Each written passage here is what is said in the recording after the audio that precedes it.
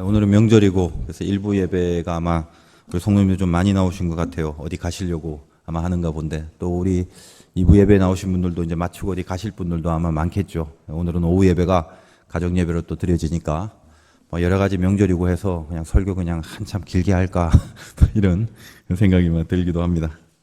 오늘부터 이렇게 몇 주간 발락과 발람에 대한 메시지를 살펴보게 됩니다.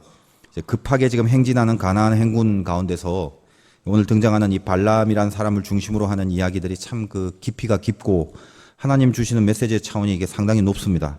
그래서 일단 오늘 읽은 그 본문과 그 다음에 전개될 그 내용들을 아울러서 간단히 줄거리를 한번 우리가 살펴본다면 이제 계속될 발락과 발람의 이야기이기 때문에 전체 배경을 좀 알고 들어갈 필요가 있는 것이죠. 오늘 이제 22장 1절에 이스라엘 자손이 또 길을 떠나 모압 평지에 진을 쳤다. 요단 건너편 곧 여리고 맞은편이다.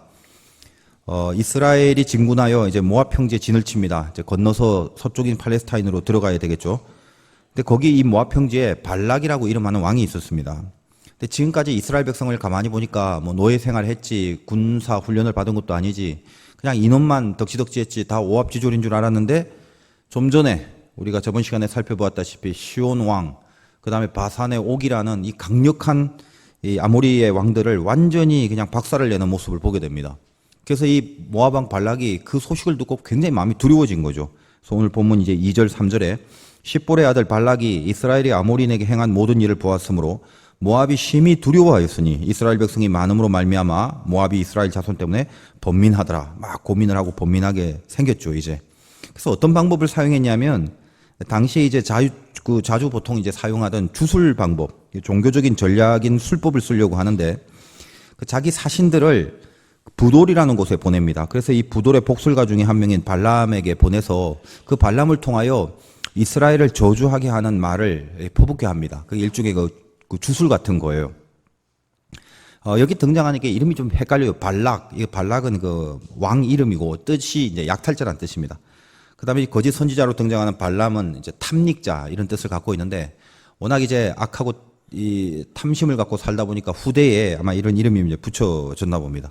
저도 이 본문 읽을 때마다 누가 발람인지 누가 발락인지 그러니까 한 명은 왕이고 한 명은 거짓 선지자예요. 그러니까 발락이 왕이고 주술가는 발람입니다. 그래서 제가 이거 안 헷갈리려고 어떻게 외웠냐면요. 왕의 발가락 이렇게 외웠어요. 그러니까 왕은 발가락, 락, 발락이에요. 이제 여러분 이 앞으로 이 본문 전개되면서 잊지 않을 겁니다. 아, 발락이 왕이다. 발람은 주술가다. 이 발람이 당시에 아주 만연한 술법가 중에 꽤 신통력이 있는 것 같이 보입니다.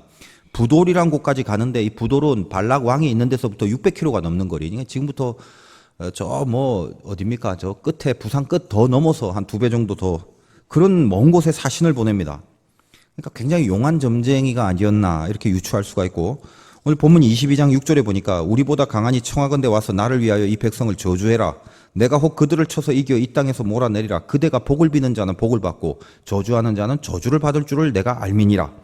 이 말을 통해서 우리가 뭘 알 수 있습니까? 이 지금 발람이 꽤 잘 맞추는 거예요. 복을 빌면 복을 받고 저주를 하면 저주를 받는 일들이 막 벌어지니까 그 소문이 이제 파다하게 된 거죠. 그래서 발람을 통해서 저주만 하면 된다. 그 유명세를 떨치는 사람 있지 않습니까? 점쟁이들도 유명하면 이렇게 막 설날 명절 때 되면 막 찾아가서 막 토종 비결 이런 거 보고 그러죠. 유명한 집에 줄 서서 있고 그런 겁니다. 그래서 이 발람이 제법 좀 영험한 사람처럼 하나님과의 관계 속에서도 굉장히 좀 신령한 모습처럼 그렇게 보이는 구절이 많아요. 22절 8절에 보니까 사신들을 보내갖고 저주를 하라 했더니 발람이 그들에게 이르되 이 밤에 여기서 유숙해라. 여호와께서 내게 이르시는 대로 너희에게 대답하리라. 모압 귀족들이 발람에게서 유숙하니라. 뭐라고 합니까? 너 저기 우리 왕이 그러는데 이스라엘 저주 좀 하래. 복채 많이 갖고 왔어. 아니야. 하나님이 나에게 이르시는 대로 너희에게 대답할 거야. 내가 함부로 할 수 없어. 그때 이제 하나님과 이게 접해 있는 그런 모습을 보는 거죠.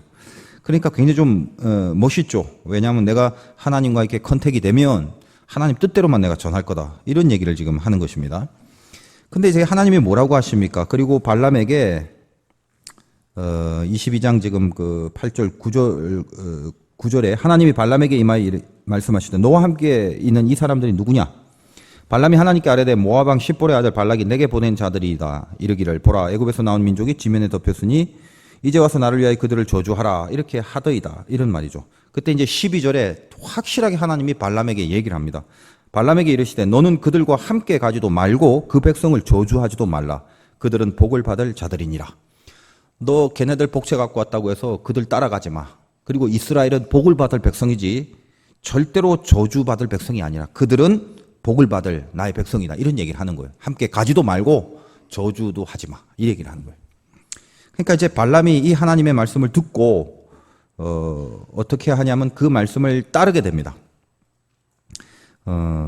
어떻게 보면은 13절에 발람이 아침에 일어나 발락의 귀족들에게 이르되 너희는 너희 땅으로 돌아가라. 여호와께서 내가 너희와 함께 가기를 허락하지 아니하시는. 네가 얼마나 돈을 갖고 왔는지 몰라도 하나님이 그 따라가지 말랬어. 허락하지 않는다. 그러니까 가. 이렇게 이제 얘기를 아주 멋있게 하죠. 얼마나 그 신실한 선지자 같습니까? 이 말씀에 순종해서 굉장히 그 영험한 그런 신자다운 그런 모습을 보입니다. 근데 그 다음에 발락 왕이 한 번 더 보내는데 그때는 더 높은 고관들을, 그러니까 더 많은 폐물을 가졌게, 더 많은 복채를 두둑하게 했겠죠. 그래서 더 많은 대가를 치르면서도 발람을 데려오는 시도를 보입니다. 근데 그때도 역시 발람은 22장 18절에 발람이 발락의 신하들에게 대답하여 이르되 발락이 그 집에 가득한 은금을 내게 줄지라도 내가 능히 여호와 내 하나님의 말씀을 어겨 덜하거나 더하지 못하겠노라. 단호하게 얘기합니다. 나는 하나님이 말한 대로만 하지 니네 뜻대로 저주하지 않는다. 그럽니다. 그리고 19절에 그런즉 이제 너희도 이 밤에 여기서 유숙하라. 여호와께서 내게 무슨 말씀을 더하실는지 알아보리라. 단호하게 하나님 뜻대로 한다 하고 근데 좀 있어봐. 하나님이 나에게 무슨 말씀을 혹시 더하실지 모르니까 내가 그걸 한번 듣고 얘기를 해줄게. 뭐 이런 식으로 해서 하룻밤 더 자고 가게 이야기를 합니다. 여기까지가 오늘 읽은 본문이에요. 그리고 그 다음의 사건들은 이제 발람이 그들과 같이 가는데 하나님의 사자가 중간에 나타나서 이 나귀를 통하여 경고를 하고 뭐 이런 장면도 있고요. 그 다음에 발람이 발락을 만나서 이스라엘을 저주하라고 했는데 저주는 안 합니다. 계속 이스라엘에 대한 하나님의 축복된 약속의 예언을 하는 장면만 계속됩니다.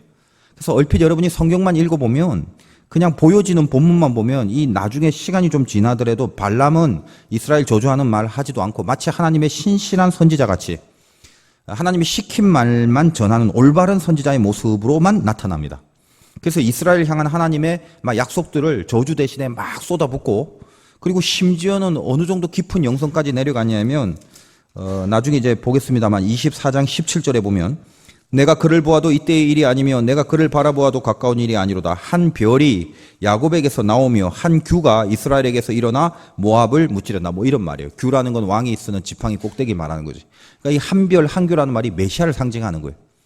그러니까 이 당시에 이 발람의 깊은 영성이 어디까지 예언을 하게 되냐면 이 땅에 우리를 위하여 대신 세우실 주님, 즉 메시아까지 예언하는 그 경지의 영성까지 보여주고 있다라는 것입니다. 그러니까 영적인 차원도 매우 높은 예언을 지금 쏟아붓는 발람의 모습을 보게 되는 거죠. 그러니까 여러분들이 그냥 이 부분의 성경을 읽으면 아, 발람이 참 잘했다.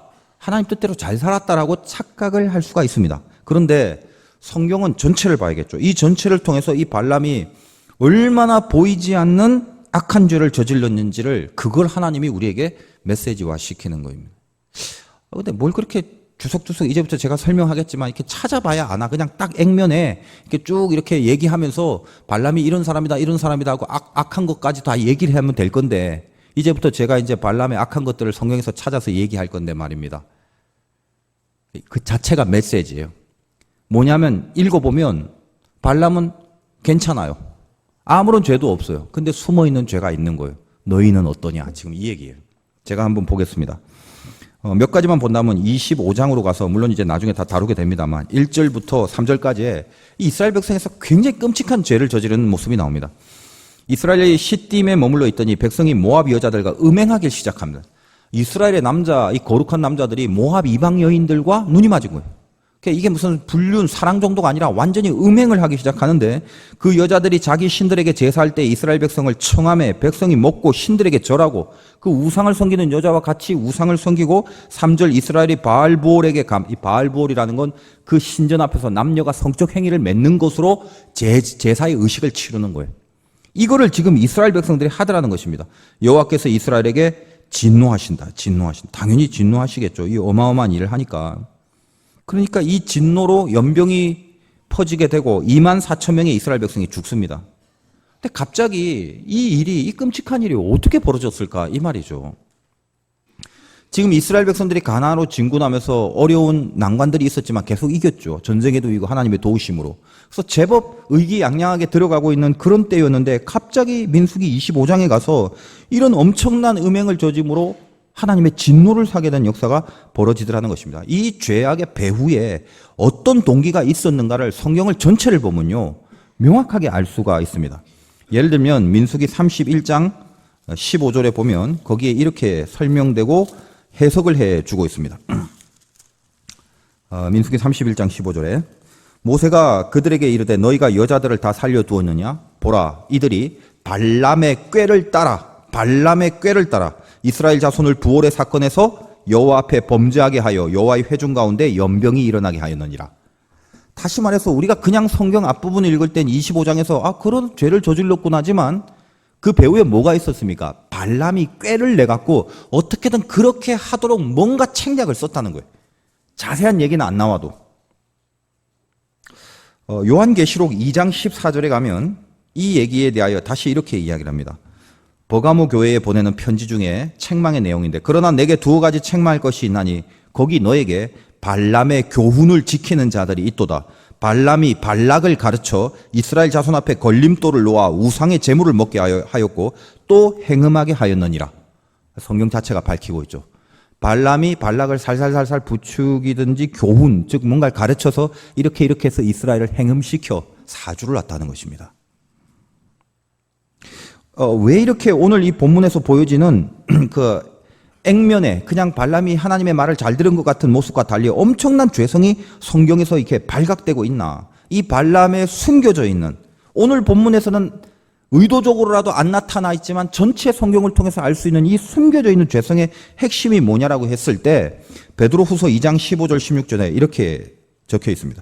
그들이 바른 길을 떠나 미혹되어 부올의 아들 발람의 길을 따르는도다. 그 불의의 삭슬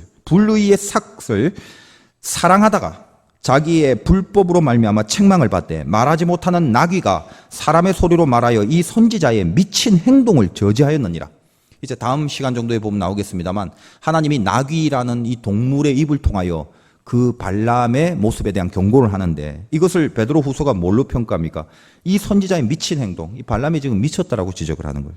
왜요? 그 안에 불의의 불의의 대가, 이거를 사랑하고 있었다는 것입니다. 발람이. 그래서 결국은 어떻게 해요? 발락 편에 서서 이스라엘을 저주하게 하는 꾀를 내고 전략을 세웠다라는 것입니다. 그러니까 요 민수기만 보면 발견이 안 되죠. 그래서 결국은 이스라엘이 나중에 미디안을 정복했을 때 발람은 죽게 됩니다. 여호수아 13장 22절에 보니까 이스라엘 자손이 그들을 사륙하는 중에 부올의 아들 점술과 발람도 칼날로 죽였더라. 그래서 이제 이 발람의 모든 죄성이 다 알려지니까 이를 더 이상 이 발람을 선지자 같은 이름으로 부르지 않고 점술과 발람을 죽였도다. 이렇게 여호수아서에는 표현을 하고 있다는 것입니다. 오늘 민수기 24장 25절에 보면 발람이 일어나 자기 곳으로 돌아가고 발락도 자기 길로 갔더라. 자, 지금 요 장면, 요 내용이 무엇입니까? 발람이 발락을 만나요. 그래서 이제 예언하라니까 쭉쭉쭉 예언하는데 절대로 이스라엘을 축복하는 얘기 외에 저주하는 거 얘기 안 합니다. 그래서 축복을 다 해버렸다고요. 그럼 발락 입장에서는 고관들을 보내서 폐물을 다 주고 복채 두둑히 주고 저주하라 했더니 저주는 안 하고 축복만 하니까 열받지 않겠습니까? 그럼 발락이 발람을 때렸더라. 발람이 발락을 감옥에 갇혔더라.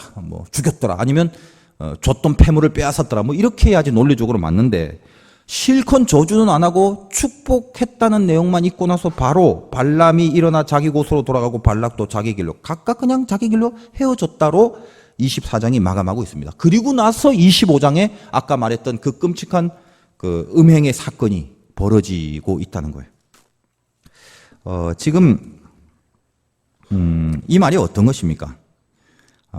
이거는 결국 발람과 발락의 미팅이 순조롭게 잘 끝났다는 거예요. 무슨 말입니까? 겉으로는 보이지 않아도 이미 발락 왕은 이 발람을 통해서 이스라엘이 저주받을 조건을 다 만들어내 버린 거예요. 그리고 보이지 않는 작업을 통해서 민수기에는 겉으로 표현이 안 됐지만 보이지 않는 민물 작업을 통해서 발람은 발락 왕의 뜻을 이미 이루어주고 있다는 걸 알 수 있어요.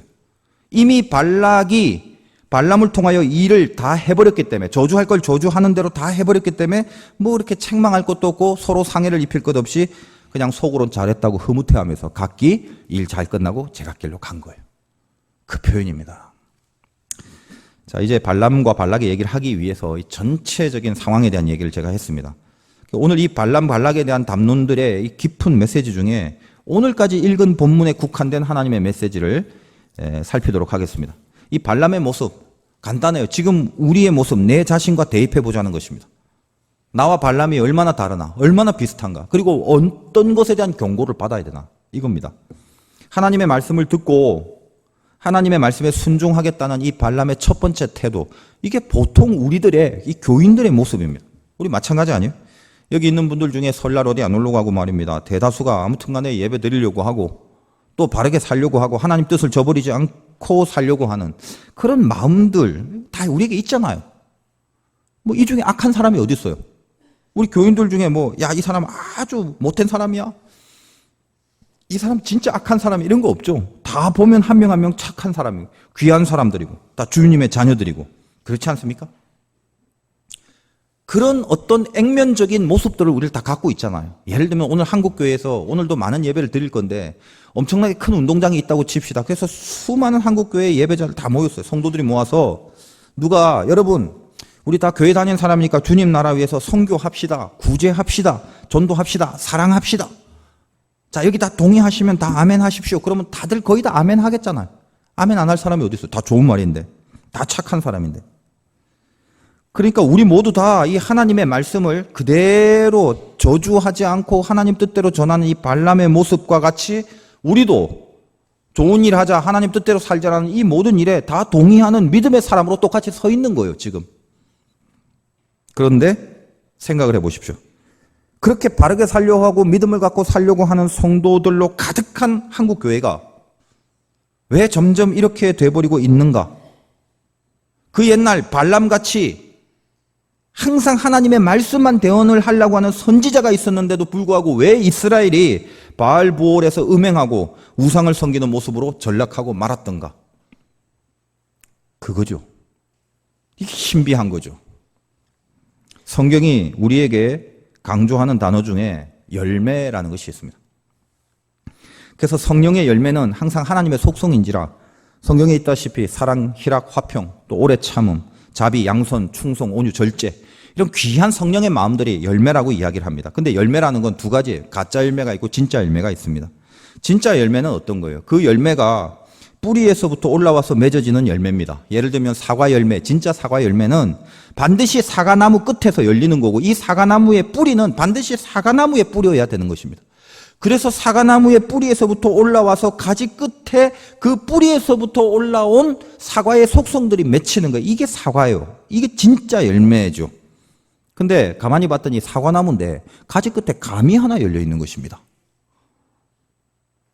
이게 진짜 감이에요. 얼핏 겉으로 보면 감나무 같은데 그 감은 이 사과나무의 뿌리에서 올라온 양분과 내용으로 맺어질 수 없는 거죠. 감은.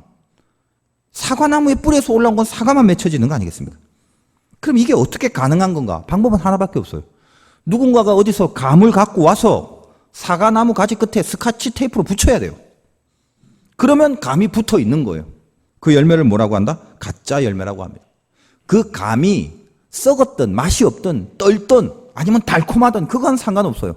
그 감은 가지 끝에 매달려 있으므로 열매라는 이름으로 있지만 사과의 열매는 아니기 때문에 가짜 열매인 것입니다.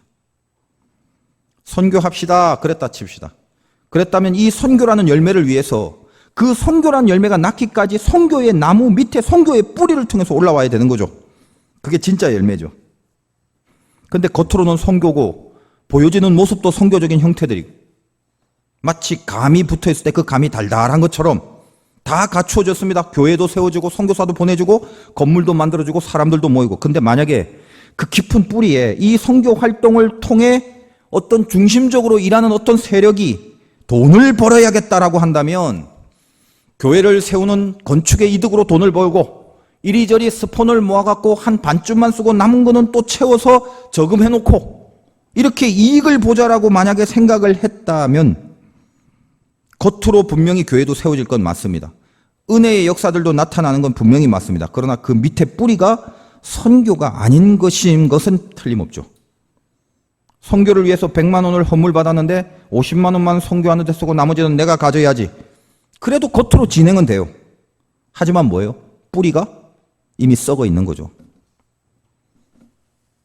오래전부터 제가 캄보디아 우물 사역을 개인적으로도 그렇고 많이 지원을 해왔는데 어느 날 제가 실체를 알고 완전히 이 방법을 바꿔버렸습니다. 원래 그 나라 물이 굉장히 더럽잖아요. 그래서 집 앞에 흙을 파고 물구덩이에 빗물을 그대로 받아갖고 하루 이틀 지나서 흙물 내려가면 그거 밖에 떠먹는 거예요. 그거 갖고 밥 짓고. 애들이 오래 살 수 있겠습니까? 평균 수명 40, 50이면 다 끝나버린. 그 애들이 눈알이 총망한 애들인데 흙탕물 병균 투성인 그걸 먹고 있으니 그 어떻게 하겠어요? 얼마나 많은 병에 걸리겠습니까? 그래서 이 우물 사역은 참 중요한 생명의 사업입니다. 뜨거운 마음으로 돕고 있었죠. 근데 많은 우물들이 제대로 만들어 놓지 못합니다. 우물, 펌프질을 할 수 있는 그 우물이에요. 그걸 이렇게 한 가정이나 이렇게 원하는 곳에 이렇게 만들어 놓고요. 물이 안 나오거나 아니면 제대로 만들지 못해서 물이 나오긴 나오는데 똑같이 흙물이 그냥 나오고 그 다음에 이게 기계인지라 가다 보면 밸브도 고장나고 뭐 고무 파킹 같은 부품들이 고장나면 더 이상 AS가 안 되는 거예요. 그럼 아무 쓸모가 없게 되죠. 그럼 사람들이 돈이 없고 가난하니까 그게 고철이잖아요. 그걸 잘라갖고 그냥 팔아서 그냥 뭐 쌀 같은 거 사고 떡 사고 이러는 거죠. 누군가가 우물에 대한 뜨거운 가슴을 갖고 무슨 정보나 홍보를 가서 이렇게 기증을 하면 그거를 운용하는 사람이 그 비용을 따따블로 받아놓고 그리고 우물 하나를 파요. 그리고 그 기증한 사람이 혹시나 나중에 방문하면 그 사람 이름표를 하나 만들어서 그 우물에 딱 걸어두고 이거 당신이 판 거라고 하고 그 다음에 또 다른 기증한 분이 오면 똑같은 우물인데 이름만 바꿔서 또 걸어갖고 당신이 판 거라고 그러고 이 캄보디아 우물 사역이라는 게 오래전부터 매스컴도 그렇고 많이 선교사, 목사, NGO, 기타 등등 많은 사람들이 해왔던 사업인데 만약 그 담당했던 사역들을 제대로만 하기만 했다면요. 지금쯤 오래전부터 이 사업이 됐기 때문에 캄보디아는 가정마다 그냥 철철 물이 흘러 넘쳐야 맞습니다. 근데 어때요? 여전히 없어요. 여전히 기갈이에요. 그래서 제가 언제부턴가 이 우물 파는 사역을 그냥 이제 해왔던 대로 실체를 알고 안 하게 됐단 말이죠. 다른 방법으로 하게 됐어요. 그래서 우리 교회 이제 목사님들하고 전도사님하고 몇 분 교우들이 그 우물 사역에 동참을 해서 제가 그 우물을 하나씩 이렇게 그 이름으로 팠는데 사랑의 우물 1호, 2호, 3호 기증한 사람의 이름을 새겨서 밑에 시멘트를 만든 그 시멘트 안에 아예 그냥 이름을 박아버렸어요. 그거야 무슨 뭐 이렇게 이름 걸고 생색내라는 것이 아니라 그래야지 다른 사람으로 또 안 바꿀 거 아니에요. 우물을 판 그 가정의 상황, 그 가족의 이름, 그리고 기도 제목을 그 우물을 판 그 이름의 사진과 같이 찍어서 기증한 사람한테 전해주고 기도해 달라고 그렇게 기도 제목으로 줍니다. 그리고 저는 조건이 있어요. 만약에 파다가 물이 안 나오거나 구정물이 나오면 다시 새 돈을 들여서라도 새롭게 팔아요. 그게 조건이에요. 그리고 반드시 거기 현지 목사님 통해서 AS를 정기적으로 받는 조건이에요. 그래서 절대 고장나거나 고철로 팔지 않도록 그 조건 하에 그 사랑의 우물을 제가 이제 추진을 하고 있습니다. 많은 우물들이 있어요.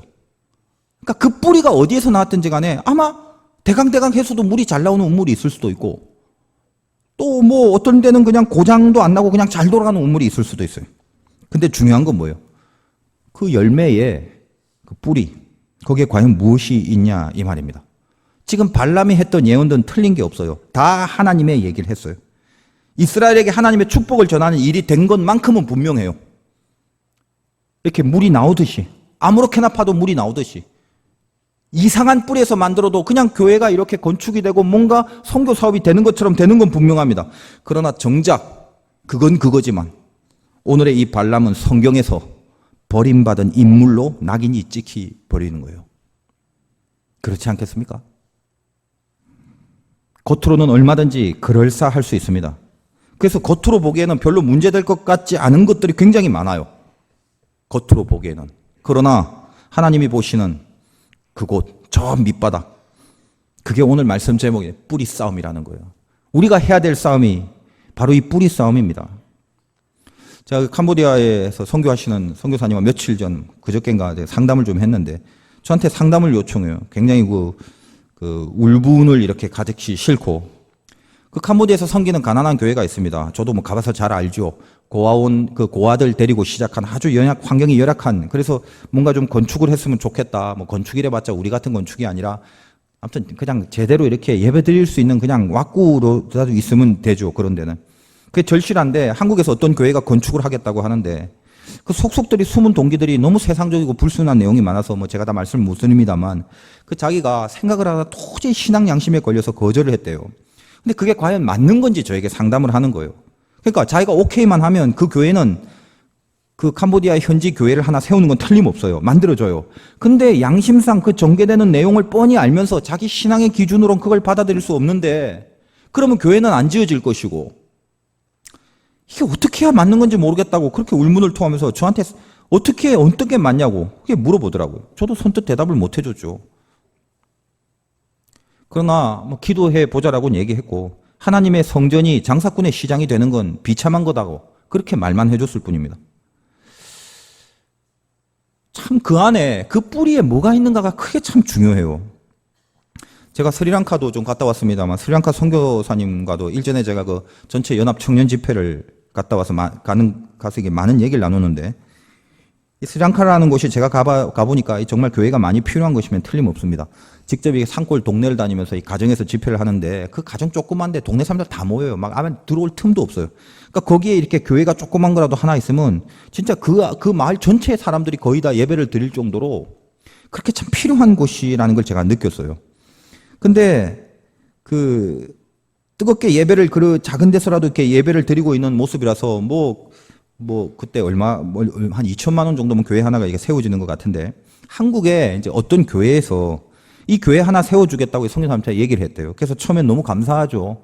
그래서 이제 한국에 와서 방문하고 그 교회 이제 리더십들을 찾아가서 이제 얘기도 해주고 감사하다고 그러는데 거기 이제 조건이 붙어 있더래요. 교회를 하나 지어줄 건데 그 교회 이름을 그 한국에서 지어주는 교회에 그 자기 이름으로 지어줘야만 세워진다는 거예요. 그래서 선교사님이 그냥 설득을 좀 했대요. 지금 상황이 어떤 상황인가라는 걸. 근데 아무리 설득을 해도 그렇게 하지 않으면 건축을 못 한다고 그렇게 결론을 짓고 끝나버렸다라는 거예요.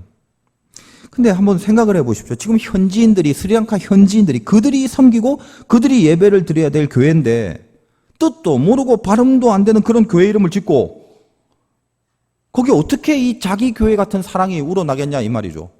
저 깊은 말도 안 되는 곳에 예를 들면 우리 화도교회에서 어디에 뭘 짓는다면 이름을 반드시 화도교회로만 해야 된다. 그 사람들이 화도란 글자를 압니까? 뭘 알겠어요. 거꾸로 예를 들면 저 프랑스의 선진국의 어떤 교회에서 야 동인천에 교회 하나 건축해 줄 테니까 그래서 우리 감사하다고 그래서 동인천에 교회를 하나 졌는데 대신에 프랑스 이름으로 줘야 된다고. 그 이상한 거 있잖아요. 피에르 가르댕 멜랑꼴리 교회. 만약에 이렇다고 칩시다. 우리가 피에르 가르댕 멜랑꼴리 교회를 무슨 뜻인지 모르고 발음도 안 되는 왜 그렇게 자기 편에서만 생각할까? 그 안에서 어떤 게 더 영광이고 어떤 게 더 선교의 보탬이 되고 어떤 게 더 그 뿌리에 뭐가 있는지를 그걸 안 보는 거예요. 그 교회 다니겠어요? 우리 같으면? 피에르 가르댕 멜랑꼴리 교회 다니겠어요 거기? 주님의 교회를 그런 힘든 지역에 세워준다는 취지는 다 옳은 거예요. 발람의 예언이 다 옳은 것이듯이 다 옳은 거고 아름다운 것이면 틀림없습니다. 근데 그 밑바닥에 뭐가 있어요? 왜 그게 안 돼요? 왜 그게 싸움이 되고 갈등이 돼서 결국 무산이 됩니까? 그 밑바닥에 뭐가 있는데 뿌리의 정체가 뭐예요? 자기 명예죠. 선교가 아니에요. 자기 명예지. 여러분 뿌리 싸움에서 이겨야 되는 거예요.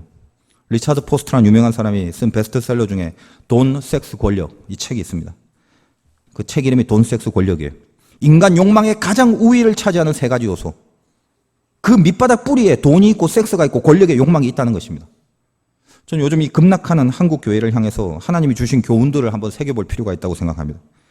대표적인 교회 부패, 그 교회 타락의 이슈가 된 큰 사건들이 있지 않습니까?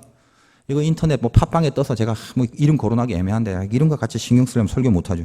순복음 교회가 무너지지 않았습니까? 그 순복음교회는 우리나라의 한 획을 그었던 굉장히 하나님 앞에서 귀하게 쓰였던 교회예요. 근데 막판에 어떻게 돼요? 다 무너지죠. 그 부패가 다 드러나죠. 뭐 그런 사실 모르고 있으면 더 은혜롭죠. 그 밑바닥에 뭐예요? 엄청난 돈이 그 뿌리에 있다는 것을 치신 하나님의 권면이란 말이에요. 청년들만 수만 명 모인다는 3.1교회가 무너진 거. 그 성적인 음행 사건 때문에 갈라서게 되고 수많은 사람이 실족하게 된 거. 그 밑바닥에 뭐예요? 섹스라는 음란. 그게 뿌리에 있잖아. 그거 치신 거 아니에요, 하나님이? 저 서울 강남에 3천억 원이라는 기하학적인 돈을 들여 건축한 사랑의 교회예요. 그 장소에 지하철역을 바로 통로로 하여 공공도로의 밑바닥을 파서 지을 수 있게 하는 일련의 과정들을 본다면 권력의 개입 없이 그 건축은 이루어질 수 없습니다. 권세와 권력을 치시는 경고. 이 대표적인 대형교회의 무너진 타락과 이것 때문에 수많은 사람들이 실족하여 교회를 떠났던 그 아픔들이 하나님이 지금 뭘 지적하고 있는가에 대한 교훈으로 받아들이지 않고서는 힘들어집니다. 그 교회들은 당연히 하나님의 교회 맞습니다. 지금도 여전히 은혜를 받고 있는 성도들로 가득해요. 겉으로는 전혀 문제없이 돌아갑니다. 이단도 아니고요. 구제, 봉사, 선교 어느 교회 웬만한 다른 교회 못지않게 잘 해나가고 있는 거 사실이에요. 교인들 수준도 높아요. 그게 틀렸다는 게 아니에요. 그게 뭔가 이상한 가짜라는 게 아니에요. 발람의 예언이 가짜가 아니듯이요. 그러나 보라는 거예요. 지금 뿌리 싸움 하고 있냐? 그거 보라는 거예요. 주님이 메시아의 공생애를 시작하면서 마귀로부터 받은 시험의 세 가지가 동일합니다. 돌로 떡을 만들라. 돈에 대한 시험이죠. 성전 꼭대기에서 뛰어내려라. 너는 뭐든지 네 멋대로 해라. 마음대로 하면 천사가 다 떠받쳐 줄지 아닌가. 인간의 정욕에 마음대로 살 수 있다는 이 정욕에 대한 시험이죠. 할 거 마음대로 해도 된다는 그 정욕. 또 하나는 뭡니까? 경배해라. 이 세상 모든 걸 너에게 주겠다. 권세. 이거를 예수님께서 이겨내십니다. 이기신 후에 마귀가 떠나고 천사들이 수종들더라. 뿌리 싸움에서 이기신 거죠. 저는 올 초부터 그 1,000번제에 대한 기도를 하기 시작했고 성도님들과 같이 나눕니다. 내일은 구정이자 또 제 생일이기도 합니다. 이번 생일은 참 의미가 있어요. 제 나이 앞자리가 바뀌는 아픔이 있고 또 설날이니까 모든 게 시작이에요. 지천명이라고 했나요? 하늘의 뜻을 아는 나이가 된 거죠. 얼마나 귀한지 모르겠어요. 그러니까 기념으로 오늘 그 생일 축하할 때 저도 양말을 하나 꼭 주시기 바랍니다. 이 출발에 즈음하여 교회를 위하여 1,000번제에 대한 기도를 한다는 거 다시 한번 살펴봤습니다. 늘 제 마음에 그리고 성도님들 마음에 끝까지 지켜야 될 뿌리가 뭔가. 여러분 1,000번제를 위해서 제가 기도하고 여러분들이 기도하고 왜 기도를 해요? 무엇 때문에 기도합니까? 우리가 이렇게 인원이 많아지면 교회 헌금도 많아질 것이고 그럼 뭐 탐심과 욕심과 정욕을 이룰 수 있는 그런 좋은 조건이 돼서요? 크고 뭐 많아지면 권세가 생겨서요? 분명히 아닌 거 알지요. 그리고 분명히 아닌 게 맞지요. 오로지 주님의 영광이고 구령열 거기에 불타는 간절함 아닙니까? 그것 때문에 기도하지 않습니까? 그래도 그걸 뻔히 알지만 그 뿌리까지 계속 기도로 살펴야 한다는 거예요. 기도의 뿌리에 무엇이 있는지 계속적으로 저 자신도 계속적인 내 안에 점검이 없으면 변질됩니다. 교회에서 헌신하는 부분도 마찬가지예요. 여러분들이 교회 일을 하거나 주님의 일을 할 때 왜 이것을 고집하는가? 왜 그렇게 하는 게 나은가? 난 왜 이렇게 하는 게 더 좋다고 생각할까? 저 사람보다 나는 이게 맞다고 생각하는데 기타 등등 일을 하다 보면 생기는 여러 가지 갈등, 판단, 선택의 귀로에서 내 가슴 밑이 아니라 가슴 위에서 머리까지를 통해서 보지 말고 가슴 밑바닥에 뿌리를 보라는 거예요. 왜 그러냐? 왜 뿌리까지 내려가야 하는지 그걸 아셔야 돼요. 성령은 거기 그 가슴 저 밑바닥에 거하시고 있기 때문이에요. 그분은 무거우신 분이에요. 그 밑에까지 내려가지 않고 그 가슴 위, 그 뿌리 위로 얼마나 많은 거짓들이 득실되고 우리를 유혹하는지 모릅니다. 그래서 계속 내 뿌리를 봐야 돼요. 처음에는 좋은 의도로 깊은 진심으로 기도를 하고 뿌리를 점검했지만 다시 가슴 밑으로 내 깊은 곳에 뿌리를 보는 작업, 이걸 게을리지 한다면 오늘 이 발람과 같은 거짓 선지자일 수밖에 없습니다. 처음엔 다 맞죠. 그래서 이것은 힘든 싸움이며 쉬지 않고 해야 될 도와 같은 작업입니다. 요즘 이제 제 차가 바뀌었어요. 너무 좋은 차로 사역하게 해주신 또 하나님과 우리 교우님들에게 너무나 감사해요. 근데 이 새 차를 기분 좋게 요즘 운전하면서 예전 생각이 났습니다. 제가 시골에서 목회할 때 산기도를 하면서 주님과 약속한 몇 가지 원칙이 있어요.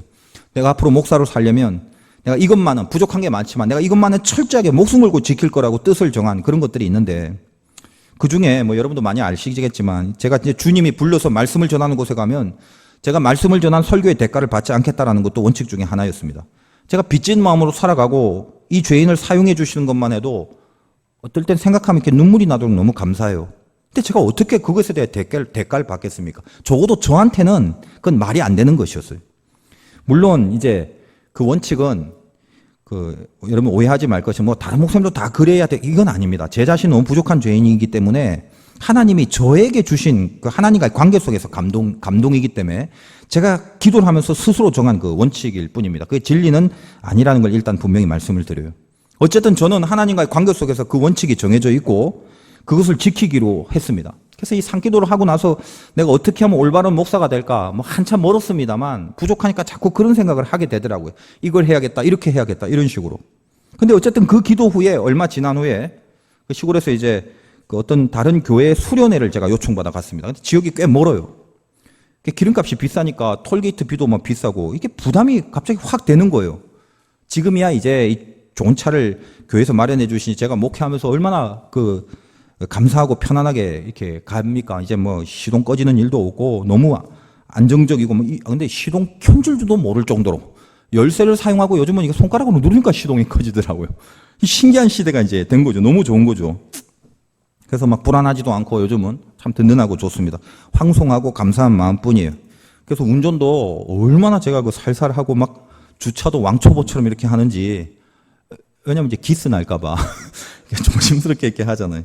근데 이 당시에 그 시골에서 목회할 때는 제가 개인 오래된 차를 하나 갖고 있습니다. 그게 지원을 받는 것도 아니고 교회도 돈이 없고 저도 돈이 없자. 시골이라 그런 데잖아요.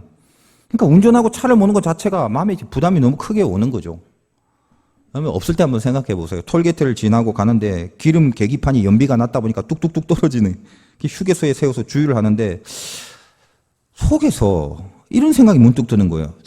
야, 하나님이 내 사정 아는데 혹시 사례비를 받으면 사례비 중에 이 기름값하고 톨게이트비만 따로 빼면 안 될까? 그러면서 갈등이 시작되는데요. 아니, 이 갈등이 계속 심한 거예요. 계속 갈등이 생기는 거예요. 그래서 하나님 그래도 되는 거 아닙니까? 자꾸만. 그래서 이 갈등이 너무 심해서 판단을 못하게 된 거예요. 내 깊은 뿌리가 그때 제가 느껴지는 경험을 합니다. 너 산기도 했다면서 기껏 기도한 사람의 수준이 그 모양이냐? 네가 주님의 일을 시켜주는 것만 하고 말씀 전할 수 있는 기회를 주는 것만 해도 몸둘 바를 모를 정도가 돼야 되는데 네가 지금 기름값 하나 챙기려고 지금 네 마음의 뿌리에 뭐가 있냐 이 말이죠. 거기서 너를 희생하는 성김의 영혼, 빚진 마음으로 살아가는 그런 복음과 구령렬의 영혼, 그게 뿌리에 있는 게 아니라 네 뿌리에 돈이 있으니까, 돈이 뿌리에 있으니까 갈등하는 거 아니냐? 제가 얼마나 죄송하고, 여러분 근데 이해를 해 주실 것이 너무 쉽게만 보지 마십시오. 시골에서 진짜 없을 때는요, 그거 굉장히 힘들어요. 기름값도. 근데 그 기도를 해놓고도 그런 생각을 하고 있는 제가 얼마나 죄송하고 병신같이 느껴지는지, 제 차를 갓길에 대고 속으로 강아지 같은 놈아 하면서 네 수준이, 네 믿음이 그 정도냐 하면서 얼마나 많은 눈물을 흘렸는지 몰라요. 다리가 마비되도록 그렇게 기도를 많이 했는데 근데 그 수준이 그거밖에 안 되는 나를 보게 된 거죠. 처절히 회개했던 적이 있습니다. 여러분, 추운 눈밭에서도요, 저 기도했는데 그 추운 눈밭에서 산기도 한 사람의 수준이 고작 그 정도라는 걸 아시기 바랍니다. 그나마 기도가 있었기에 다시 뿌리를 볼 수 있는 은혜를 받은 거지, 만약 저도 모르게 이 스스로의 뿌리를 보지 못하고 뿌리 없는 생각과 판단으로 결정을 했다면 오늘이 발람이 될 게 뻔합니다. 생각을 해보세요. 하나님이 만약 부족한 저를 사용하시고자 한다면 제가 그깟 기름값이 없어서 하나님이 넌 보니까 기름값 없으니까 내 사용 안 할게 이러실 하나님이에요? 제 뿌리에 뭐가 있는 거예요? 돈이 있는 거예요. 돈. 그래서 이 뿌리를 점검하지 못하면 마귀에게 넘어갑니다. 가슴 위로만 생각하면 얼마나 이게 타당하고 합리적이고 정당성이 있어요. 제 생각이. 왜? 비용이 나가는 건 내가 가지는 게 아니잖아요. 하나님 괜찮잖아요. 그런 생각. 한번 그렇게 합리화를 시켜버리고 정당화를 시켜버리면요. 처음에는 하나님 앞에 지키고자 했던 원칙들이 하나 이렇게 딱 무너지면 정당할 것 같고 이것이 굉장히 타당할 것 같죠. 그 다음에 어떻게 되는 줄 아세요? 하나님 근데 집회 오가면서 배고파서 우동 한 그릇 먹으면 그것도 비용이잖아요.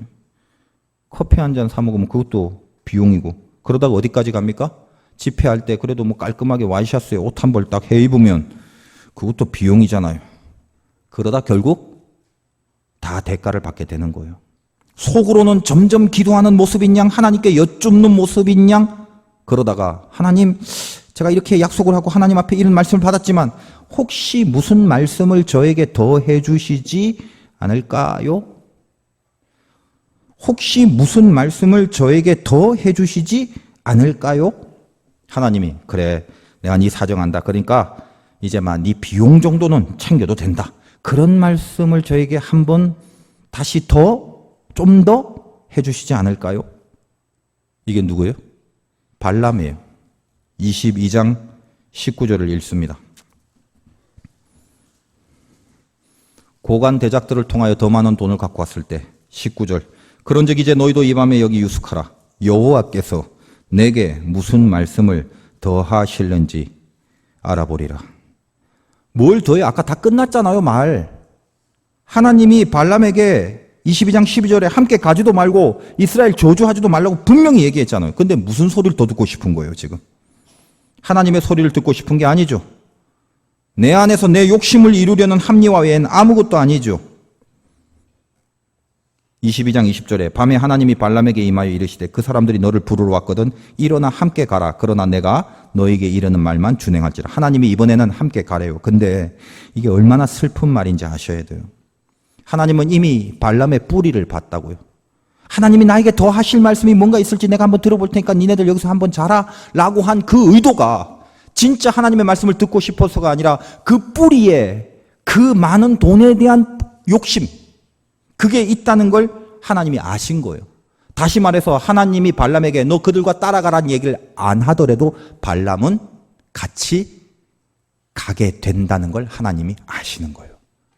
그래서 정말 슬픈 마음으로 이미 뿌리에서 넘어가 버린 싸움이 됐기 때문에 그 다음 단계를 하나님은 슬픈 마음으로 경고하시는 거예요. 할 수 없구나. 네가 넘어갔구나. 그래 같이 가라. 그러나 제발 네 욕심 그 불의의 싹을 위해서 이 말만큼은 함부로 하지 말아다오. 너에게 이르는 말만 준행할지니라. 이게 주님의 탄원이란 말이에요. 이 부분이. 여러분에게 늘 도사리고 있는 이 발람의 뿌리를 주의하십시오. 하나님은 무슨 말씀을 더 하시지 않습니다. 이미 다 하셨어요. 생각해 보세요. 목숨 걸고 주일 예배 지켜라. 그럼 목숨 거는 거죠. 거기 더 하실 말씀이 있겠어요? 너 가만 보니까 요즘 좀 피곤하네. 격주로 좀 나와도 돼. 그러시겠어요, 하나님이? 바쁜 일 많으니까 한 주는 돈 벌고 한 주는 예배 드리고 그렇게 해도 괜찮겠다. 이렇게 하실 말씀이 더 있을 것 같아요? 이제 연말 들어서 좀 기도회 한번 불같이 해봐야겠다. 우리 뭐 금요 철야 기도회 은혜롭다는데 가서 내가 뜨겁게 한번 기도해야지. 그래서 시작을 했는데 잘 안 되죠. 피곤하고. 하나님이 더 하실 말씀이 계실 것 같아요? 야야 너 그냥 한 번 나오는 것만도 감지덕지다. 힘드니까 그냥 6월절 기도회 그거 한 번만 와라. 이해한다. 그러시겠어요? 연초에는 힘들지만 그래도 하나님 제가 구별된 삶을 위해서 거룩한 인생을 위해서 하나님 쓸데없는 데 안 쓰고 하나님 앞에 11조 드리기로 결단했습니다. 하나님 더 하실 말씀이 있을까요? 요즘 경기 안 좋고 힘들지 않냐? 그냥 올해는 잘 살고 형편 풀리면 좀 여유가 있으면 뭐 내년이나 내후년에 그렇게 해도 안 되겠냐? 그렇게 더 하실 말씀이 계시겠어요? 용서하라. 긍휼을 베풀라. 오른뺨 맞으면 왼뺨 대고 겉옷 달라면 속옷 줘라. 오리 가자면 심리 가라. 관용해라. 품어줘라.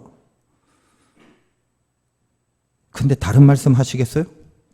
야야, 내가 가만히 보니까 그래 알겠다. 그 인간 내가 봐도 너무하네. 너 이번만큼 뭐 용서하지 마라. 그러시겠냐고요.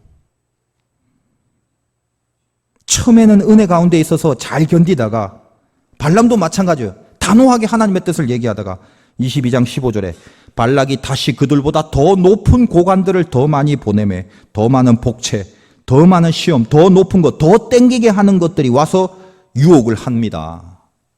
흔들리는 거예요. 여러분 한번 생각해 보세요. 10,000원 줄게. 주일날 교회 가지 마. 한 번만 가지 마. 그러면 대부분 하나님이 나에게 명하시는 대로 하는 것. 나에게 10,000원이 중요한 게 아니다. 단호하게 발람 처음처럼 그렇게 얘기하죠. 근데 그 다음에 더 높은 고관, 야 1,000,000원 줄 테니까 딱 오늘 하루만 빠져. 그리고 이 사실은 아무도 몰라. 너하고 나하고만 저 뒤에서 딱 1,000,000원 받고 아이 그냥 교회 좀 아프다고 핑계대고 뭐 찾으면 그럼 되잖아. 1,000,000원 줄게. 오늘 빠질 수 있냐? 여러분 어때요? 1,000,000원. 1시간 예배 안 나오면 1,000,000원. 캐시로.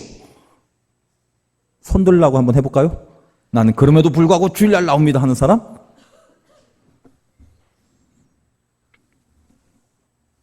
발람이죠. 오늘 1,000,000원 갖고 유혹합니다. 10,000원이면 가라! 이랬는데 1,000,000원이니까 오늘 일단 유숙하고 하나님이 거기에 대해서 무슨 말씀을 더 하실지 알아볼게. 잠시 대기. 그거 아닙니까? 명심하십시오. 더 하실 말씀 절대 없습니다.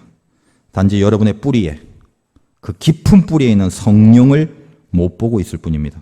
내 가슴 위로, 이 머리 안에 불의의 싹이 도사리고 있을 뿐이에요. 어떻게 해야 됩니까? 다시 뿌리부터 보는 거예요. 잠시 멈추고 내 뿌리를 보세요. 은혜 받은 주님의 자녀들은 정도의 차이는 있고 믿음의 높낮이는 있지만 명심할 것은 하나님의 자녀들은 가장 밑바닥에 누구라도 성령이 무겁게 임재하고 있습니다. 그래서 우리는 그 밑바닥까지 내려가 그 성령을 만나고 다시 일어나야 되는 거예요. 내 뿌리에 뭐가 있는지 보는 거. 그게 주님의 사람입니다.